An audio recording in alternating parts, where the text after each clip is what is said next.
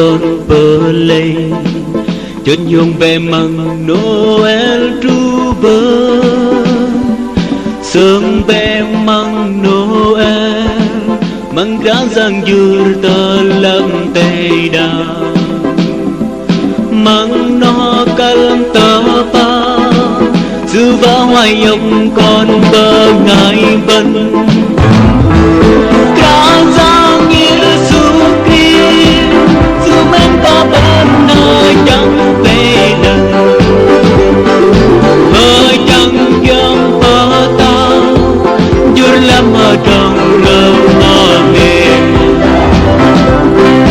bờ sông mình đã khăn cờ nghịch cờ nhỏ bờ mắt ta đến cá giang Giêsu Christ dù men có bên nơi chẳng về lần anh na con cơ đi dưa lắm ở trong rơm mơ đi bên bên sông dòng xưa măng Noel nó bơ giật cờ xưa chả hơi bơ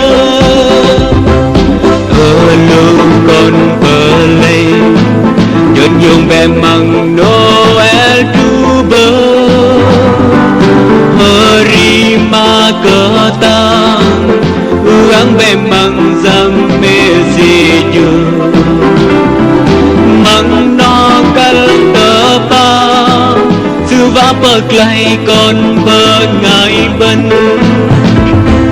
cá giang Giêsu Christ sư men có bên nơi chẳng cây lần ở chẳng dám bờ tao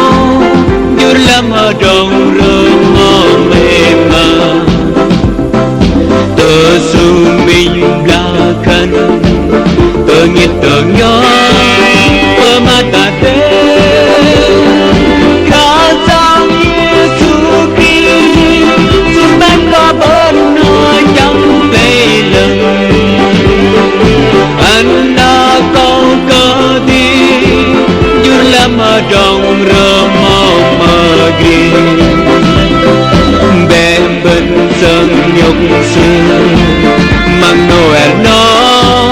bơ giật cờ xưa chả hơi bơ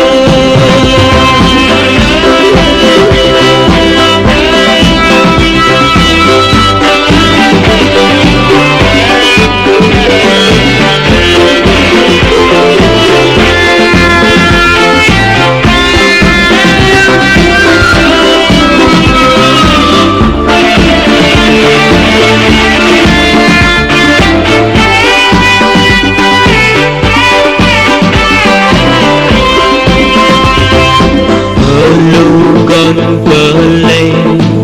chân dùng về măng Noel tru bơ sương về măng Noel măng cá giang dừa ta làm tê đà măng no calm tơ pa dư vã hoài ông con bơ ngài bân cá giang Giêsu Christ dù men có bên nơi chẳng về lần hơi chẳng dám bờ tao